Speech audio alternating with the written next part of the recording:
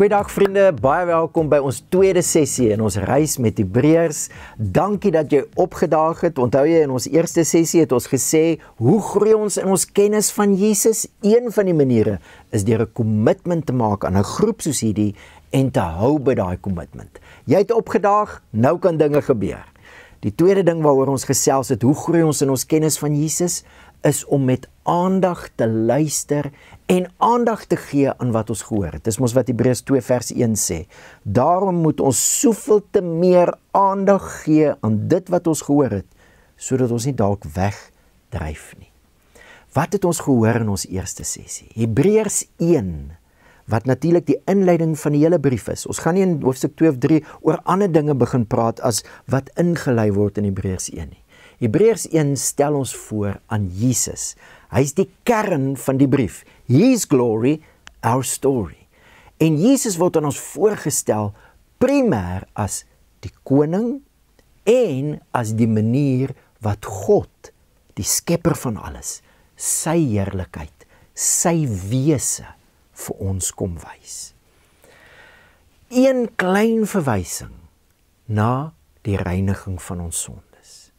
Nou vriende, hier is die uitdaging. En dit is hoekom ons hierdie reis aanpak, 10 maande lank. Vir meeste van ons is ons vertrekpunt as dit by Jesus kom. Hy het vir my sonde gesterf. Is nie verkeerd nie, maar die Hebreërs gee vir ons 'n ander vertrekpunt. Ek het gaan tel. Hebreërs 1 in die 2020 vertaling, 349 woorde. Net 9 woorde oor die reiniging van my en jou sondes. Al die ander woorde gaan oor Jesus as koning en God as Jesus. So die klem, die vertrekpunt in Hebreërs wat oor Jesus gaan, is Jesus se koningskap en God wat homself kom bekend maak in Jesus. Hoe kan dit ons vertrekpunt word? Nou dis moeilik. Nou, ek wil sommer 'n bietjie hieroor gesels. Om vertrekpunte te verander. Iemand het dit so vir my verduidelik. Ons vooropgestelde idees stel 2 wagte aan by ons ore. Hier's 2 soldaatjies wat wag hou. En hulle laat nie inligting in wat nie pas by ons vooropgestelde idees nie, ons vertrekpunte. Die enigste manier wat daai 2 wagte gefnuik kan word, gebypass kan word, is deur skok, deur stories en deur herhaling. So, vir my was dit 'n groot skok, toe ek ontdek, die eerste ding en die ding wat die meeste oor Jesus gesê word in die Nuwe Testament is nie dat hy vir my sonde gesterf het nie, maar dat hy die Christus is. Dit het my geskok. Toe's daai 2, ek moet nou sê, toe val daai 2 torre af. Toe's daai 2 soldaatjies die mekaar, toe kan daar inligting verbykom. Daai inligting deur herhaling vanuit die skrif, 'n nuwe vertrekpunt. Dis hoekom ons hierdie 10 maande reis aanpak. En dis die doel van die video's. Die video is nie 'n eenmalige aanbieding en dan sien ons mekaar weer oor 'n maand nie. Jy kry die link sodat jy weer kan kyk, jy kry die opsommende notas sodat jy weer kan dink, die maandgroepe, hulle kuier 1 keer 'n maand saam met 'n buddy, waar hulle kan gesels, die weekgroepe gesels elke week aan die begin, oor hulle reis met Hebreërs. Hoekom herhaling, help ons om die vertrekpunt te skuif. En hier's wat gaan gebeur. Wanneer die vertrekpunt oor Jesus al hoe meer word, hy's die gesalfde koning, en dis hoe ons God se heerlikheid en sy wese leer ken. God stel hom bekend in Jesus. Wanneer dit die vertrekpunt word, gaan ons al hoe meer ontdek, soos Jesus gesê het. Dis goeie nuus. Die evangelie, God se koninkryk, het na ons wêreld toe gekom. Dis die uitnodiging vir hierdie 10 maande. En dis hoekom ons in elke sessie dinge gaan herhaal, sodat die vertrekpunt kan skuif, want dan word dit baie makliker om te gesels oor die implikasies vir ons lewe. So voor ons induik in vandag se detail, onthou nou, His glory, as ons regtig Jesus wie hy is, ons vertrekpunt maak, ontdek ons storie. Voor ons in die detail induik van vandag se aanbieding, kom ons gesels net so 'n bietjie oor alledaagse voorbeelde van hoe persepsies verander. Kan jy aan 'n voorbeeld dink waar jy op 'n manier gedink het oor iets of iemand en toe gebeur daar iets en toe het jy anders begin dink? Jou persepsie, jou vooropgestelde idee het verander. Kan jy aan so 'n voorbeeld dink? Kom ons pause die video en dan draai ons na een ander persoon toe. En as jy nie 'n voorbeeld het nie, miskien het daai persoon een, as hy nie een of sy nie een het nie, miskien is daar iets in die groep, maar kom ons gesels net so 'n bietjie oor vertrekpunte, vooropgestelde idees wat kan verander. Dit gebeur elke dag. En dit is die reis waarop ons is, deur Hebreërs, sodat Jesus al hoe meer die gesalfde koning kan wees. En dis die vertrekpunt. His glory, our story. Kom ons pause die video en ons gesels so 'n bietjie. So Hebreërs 1 wil vir my en jou 'n bril gee. Twee lense, die een lens Jesus as gesalfde koning, die ander lens God as Jesus. En as ons daai bril opsit en ons lees dan die res van die brief. En vriende, een van die maniere hoe dit ons bril word is deur herhaling, herhaling, herhaling. En dis waarvoor ons dan hierdie video opneem en die notas vir jou gee, dat jy die res van die maand kan herhaal, kan besig wees. Hoe lyk temas in die brief Hebreërs as ons hierdie bril op het? Jesus as koning, God as Jesus. En ek wil jou uitnooi om hierdie maand veral te fokus op een tema, wat ons dwars deur die Hebreërsbrief optel. Die tema van Jesus, wat sy lewe gegee het aan die kruis. Hebreërs noem dit 'n offer. Jesus se offer aan die kruis. So met ander woorde, ons lees hierdie verse nie in die eerste plek met die vraag, wat beteken dit vir my lewe nie, maar in die eerste plek met die vraag, wat sê hierdie verse oor die offer van Jesus, oor hom as gesalfde koning, en oor God as Jesus. Onthou jy, Jesus is die uitstraling van God se heerlikheid, die afdruksel van sy wese. Hoe lyk die afdruksel van God se wese, die uitstraling van sy heerlikheid, as ons sien dat die gesalfde koning sy lewe opoffer?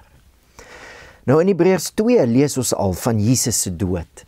En Hebreërs werk so, jy sal dit kort sien, daar's 'n stuk wat jou herinner, jy moet aandag gee. Ek moet aandag gee aan dit wat ek lees, dit wat ek hoor uit Hebreërs uit. Ek moet aandag gee en dan gaan hy weer verder en praat oor Jesus. Dan weer 'n stuk wat sê ek gee aandag, dan weer verder oor Jesus. Dis hoe die ritme van die brief werk. So in die eerste deel van hoofstuk 2 is dit aandag gee aan wat jy hoor en dan begin hy praat in Hebreërs 2.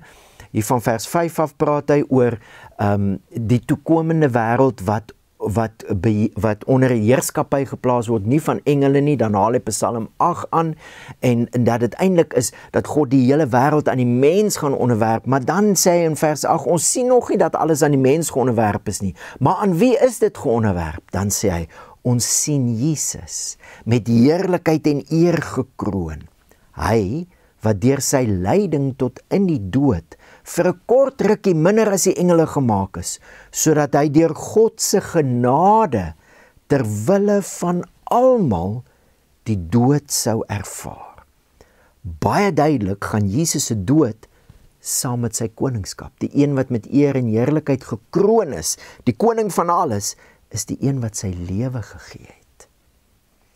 Nog 'n gedeelte in hoofstuk 2, dan sê hy, aangesien die kinders, mense, vlees en bloed deelagtig is, aan vlees en bloed deel het hy ook net so aan dieselfde dinge deel gekry. Hy het ook vlees en bloed deelagtig geword, sodat hy deur sy dood, die een wat oor die dood mag het, dit is die duiwel kragteloos kon maak.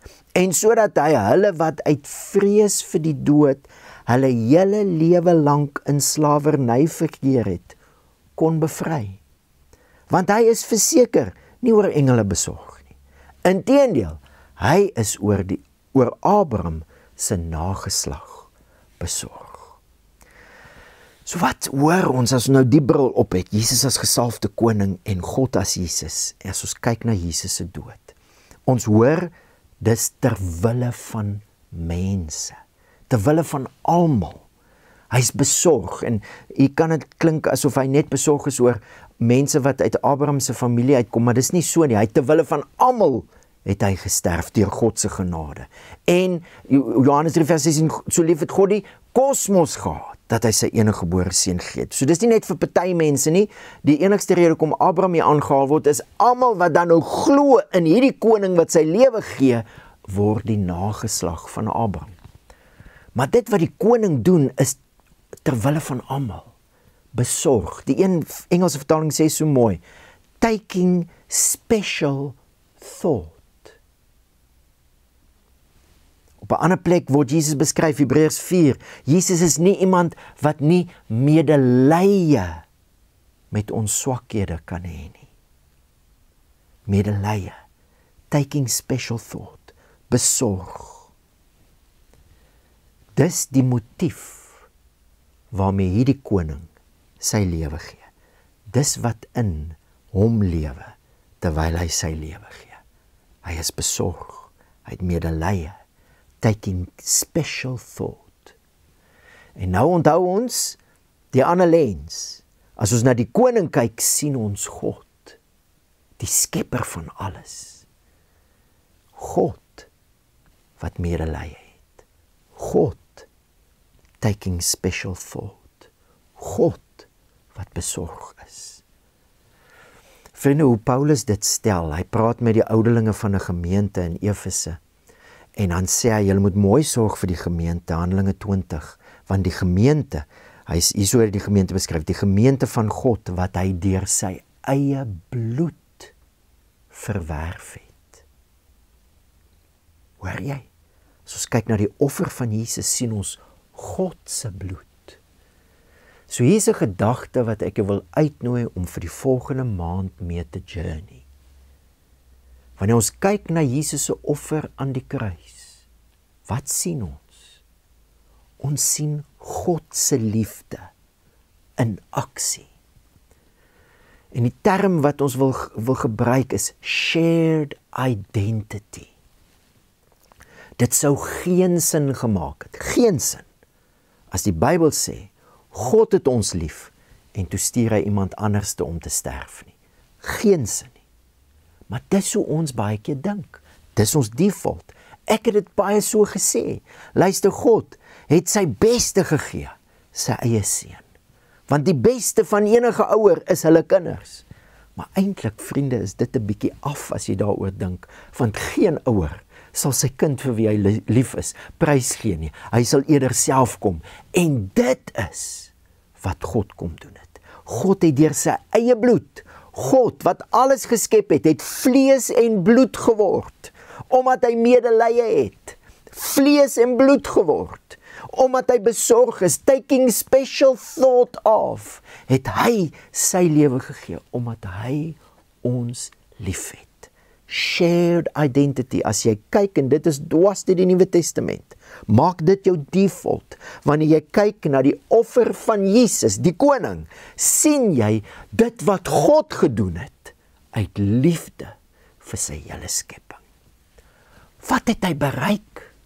Hy sê hierso, het jy gehoor? Hy sê, sodat hy deur sy dood, die een wat oor die dood mag het, dit is die duiwel, kragteloos kon maak. En sodat hy hulle wat uit vrees vir die dood, hulle hele lewe lank in slawerny verkeer het, kon bevry. So wat sien ons, as ons kyk na Jesus se offer? Hy is die gesalfde koning, en dit sien ons, en daarin sien ons God se liefde in aksie. Wat het hy kom doen? Mense was in 'n toestand van slawerny. Die manier hoe die Bybel dit skryf is, daar was ander magte wat oor die mensdom geheers het. Sonde, die dood, en die een wat mag het oor daai goed, die duiwel. En omdat Jesus, en omdat God besorg is oor die mense, wat onder hierdie magte se heerskappy staan, vreemde magte, nie bedoel, was nie so bedoel nie, was nie so geskep nie.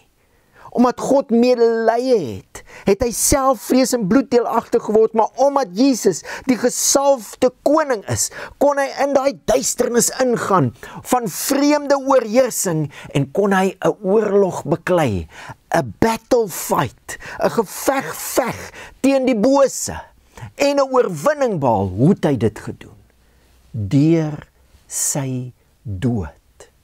Vriende, kan jy die medelee, die liefde, ons gebruik die woord liefde so maklik, kan jy die medelee, die besorgdheid, die taking special thought van God indink, dat God wat alles geskep het, 'n mens word. Hy word versoek deur die duiwel. Die duiwel sê vir hom, aanbid my en ek gee vir jou al hierdie koninkryke, want is in my mag. Maar hy stap 'n ander pad, die langer pad, die moeiliker pad, en deur sy dood oorwin hy hierdie vreemde heerskappy, hierdie een wat nasies beheer het, koninkryke beheer het, die duiwel deur die dood en deur sonde. Hy oorwin. So wat sien ons? Wanneer ons deur hierdie bril kyk na die offer van Jesus, ons sien, maar dis hoe koning Jesus, en deur koning Jesus, die skepper God, dis hoe hy heerskappy op aarde kom terugvat het. Hy het 'n oorwinning behaal deur sy dood. En die nasies is nou nie meer onder heerskappy van sonde en die bose en die dood nie. Die nasies is nou onder nuwe heerskappy, under new management. Jesus, die gesalfde koning, het 'n oorwinning behaal. En vriende, dis in lyn met die hele Nuwe Testament. Maar vir my en jou is dit nie ons default nie. Ons moet herhaal. Wanneer dit kom by Jesus se dood, was daar 'n oorwinning, sodat nasies nou nie meer slawe is nie, vry is, nuwe heerskappy, Jesus is koning, en ons kan nou, omdat Jesus koning is, die mense word, wat ons bedoel is, om te wees. So dis die een groot tema waaroor ons hierdie maand verder genooi word, om oor te dink, en te kyk of ons default kan skuif, en natuurlik, dankie tog, binne in ons, is nie net ons eie vooropgestelde idees nie, binne in ons, is die Heilige Gees, wat my en jou help, hoe sê Romeine 12, ons word verander deur die vernuwing van hoe ons dink. So kom ons pause die video en dan gaan ons nou 'n bietjie gesels, draai na een ander persoon toe, ons gaan net nou verder gesels, maar kom ons begin net gesels oor. As jy eerste oogopslag na die kruis van Jesus kyk, deur die bril as gesalfde koning en God as Jesus, en ons kyk dan na die medelee, die liefde, die ontferming, die taking special thought van God vir mense, wat oorheers was deur 'n vreemde heerskappy, maar wat nou 'n oorwinning behaal het. Wat kom by jou op? 'n gedagte, 'n vraag, 'n emosie? Kom ons deel 'n bietjie met mekaar. Een ander persoon, wat kom by jou op as jy met hierdie bril, die gesalfde koning, het 'n oorwinning behaal aan die kruis, en dis hoe God koningskap teruggevat het. Mense is nie meer slawe van sonde. Ons is nou vry. Ons het 'n nuwe koning. Wat kom by jou op as jy deur daai bril na die offer van Jesus kyk?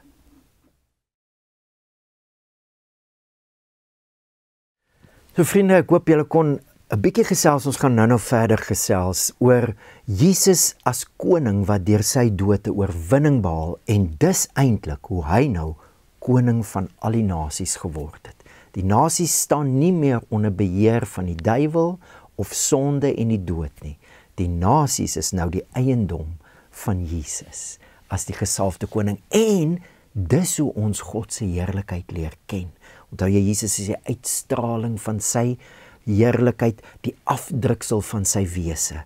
Die plek waar ons die duidelikste God se heerlikheid en sy wese sien, is in die offer van Jesus. Ons gaan nog baie gesels hierdie jaar oor die koning se oorwinning deur sy dood en die implikasies daarvan vir my en jou lewe elke dag. Maar daar kom baie keer vrae uit hierdie gesprek uit. Vrae soos byvoorbeeld, maar hoe werk dit? Hoe kan Jesus deur sy dood 'n oorwinning behaal het?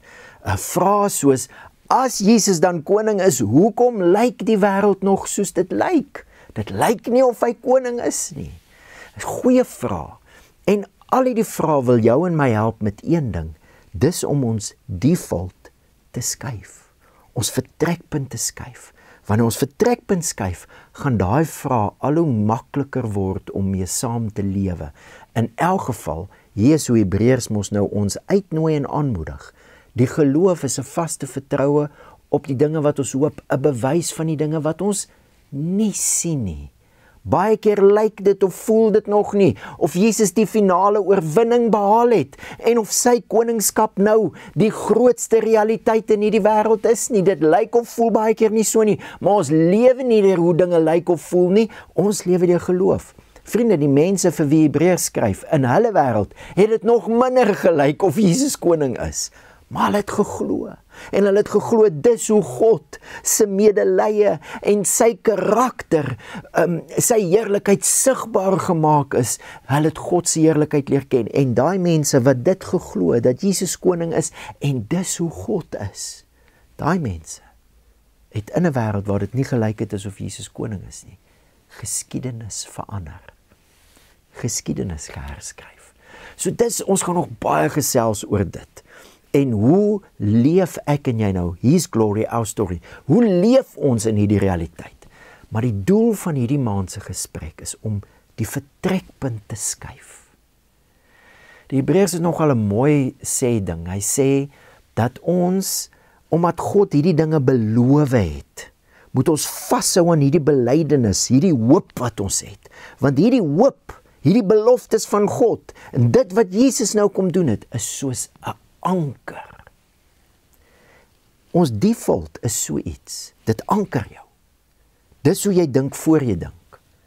En wanneer ek en jy, die Heilige Gees ons help, sodat ons default skuif na Jesus is die gesalfde koning. Hy het reeds die beslissende oorwinning behaal. Daarom is hy koning in elke huis, elke straat, elke buurt, elke besigheid, elke skool, elke kerk, ja, maar elke provinsie, elke land. Hy's klaar koning. Wanneer dit ons default word, gaan ons makliker begin gesels oor, okay, maar hoe leef ons dit? Ons glo dit nou. Hoe leef ons dit? Dis die uitnodiging, maar nou wil ek vir die maand wat voorlê nog 'n tema op die tafel sit, saam met Jesus se oorwinning en God se medelee wat ons in sy offer sien ons nog iets dwars deur Hebreërs. En dit is, van die einde van hoofstuk 2 af, tot by hoofstuk 10, word daar, as daar oor Jesus se offer gepraat word, ook oor priesters en hoëpriester, en offers en bloed, en die tabernakel gepraat. Nou daar's baie detail, en ons gaan van die detail bespreek in ons sessies. Maar baie keer voel dit vir my, as mense oor die detail van die tabernakel en die offers en hoe dinge werk praat, asof die groot punt gemis word. Want die groot punt is vir meeste van ons nie die vertrekpunt nie. Wat is die groot punt? As Hebreërs skryf oor die offers, die priesters, Hebreërs 8 vers 5, dan sê hy, dis 'n afbeeldsel, dis skaduwee van die hemelse, van dit wat sou kom. Soos Moses het 'n goddelike bevel ontvang toe hy die tabernakel sou voltooi. So die storie loop so. Exodus, kan jy dit gaan lees, 25, God gee 'n opdrag dat hulle tabernakel moet maak, en hy stel al die offers en die priesters en die hoëpriester, alles in. Maar daar's een doel vir die tabernakel. Daar's net een doel. Hier's die groot punt van die hele punt van al die offers, al die priesters, hoëpriester, alles. Net een punt. Ook moet hulle vir my 'n heiligdom maak, dat ek in hulle midde kan woon. Volgens alles wat ek jou laat sien, die voorbeeld van die tabernakel en die voorbeeld van alles wat daarbey hoort, so moet julle dit maak. Wat was al die goed wat Moses moet maak en alles wat hy moes instel, priesters, offers, alles? Een ding, God wil by sy mense woon. Nou vriende, vir meeste van ons is dit nie ons vertrekpunt nie. Ons default is dat God wil hê, ons moet by hom kom woon. En dis wat Jesus met sy offer reg gekry het, dat ons by hom kan gaan woon. En vriende, dit is nie hoe Hebreërs die storie vertel nie. En Hebreërs gebruik die Ou Testament. Dis presies nie waaroor die Ou Testament gaan nie. Van Genesis af. Kyk maar na Eden. In die aandwindjie het hulle God se stem gehoor. God woon by hulle. Dis wat dit beteken dat God rus op die 7de dag. Psalm 132. Staan op, Here, na u rusplek, u en die ark van u sterkte. God se rusplek is sy woonplek. Hy trek in. Hy bou vir hom huis en hy trek in. En nou bou hulle vir hom 'n tabernakel en hy trek in, want hy wil by sy mense woon. So wanneer ons kyk na die offer van Jesus en sy bloed, sê die Hebreërskrywer, moet ons dink aan die tabernakel. Alles is daar deur bloed besprinkel, die lepeltjies en virkies, ek weet nie baie van die detail nie, maar ek gaan ook nog leer oor dit. Maar alles is met bloed besprinkel. Hoekom? Want die heilige God wat alles geskep het, wat lewe is, dood kan nie in sy teenwoordigheid bestaan nie, want hy is lewe. Nou sprinkel hulle alles met bloed, want die lewe is in die bloed. Sprinkel alles met bloed, sodat God by sy mense kan woon. Dis die doel. Ons kan op baie ander detail praat, maar moet asseblief nie die punt van die storie mis nie, en maak asseblief die punt, die vertrekpunt. Wanneer Jesus 'n offer aan die kruis bring, bou hy vir God 'n nuwe huis. Ek weet nie of jy kan onthou, as Hebreërs 1 mos die profeet aanhaal, Nathan wat vir Dawid sê, God beloof, een van jou seuns sal vir altyd koning wees, dan sê God mos, en dis wat Hebreërs aanhaal, ek sal vir hom 'n vader wees, hy sal vir my 'n seun wees. Maar 2 Samuel 7, net voor dit, sê, hy sal vir my naam 'n huis bou. Hierdie laaste koning, die gesalfde koning, die Christus, wat ook seun van God sal wees, hy gaan vir God 'n huis bou. As jy kyk na die offer van Jesus dwars deur Hebreërs, is dit wat Jesus kom doen het.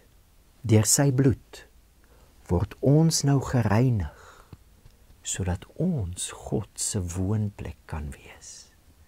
Sy huis. Dis presies wat Hebreërs 3 sê, vers 5. Moses was wel as tempeldienaar getrou in God se hele huis, tot 'n getuienis van wat verkondig sou word. Maar Christus was as seun getrou oor sy huis, en ons is sy huis. Geweldig baie implikasies vir dit. Jesus wat 'n oorwinning behaal deur sy dood, dis hoe ons God leer ken, en dit sê hy is nou koning van alles. Dis hoe hy koningskap teruggevat het, die oorwinning.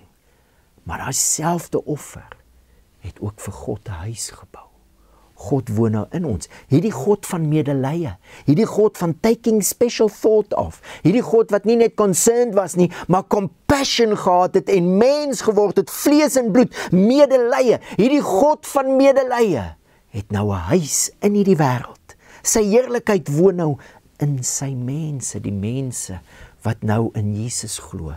Jesus se bloed maak ons skoon genoeg dat ons God se huis kan wees, sodat sy heerlikheid vanuit sy huis die aarde kan vul. Dis presies wat Hebreërs 2 sê, dat God wou baie kinders na die heerlikheid toe lei.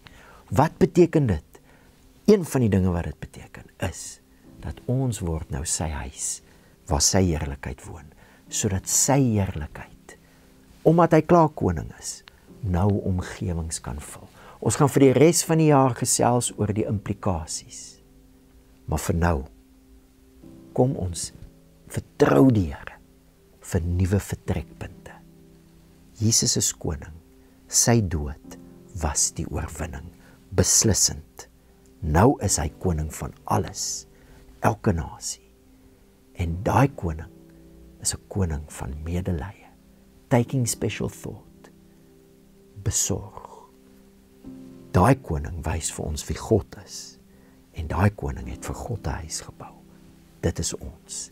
Sy medelee woon nou in ons, en ons is die draers van sy heerlikheid. His glory, our story.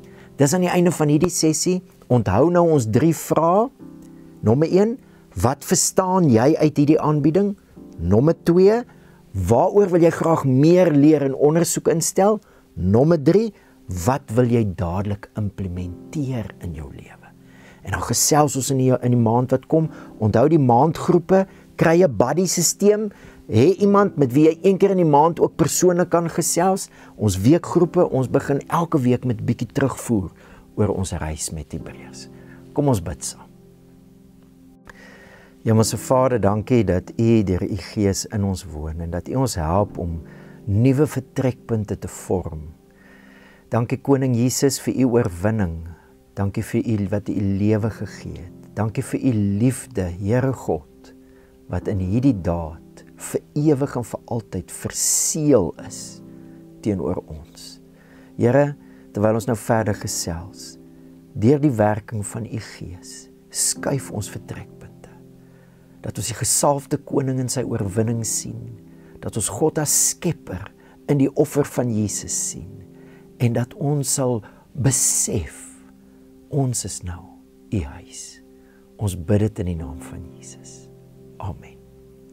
Vriende, baie seën vir die gesprekke en vir die reis vir die maand wat voorlê. Ons sien weer volgende maand.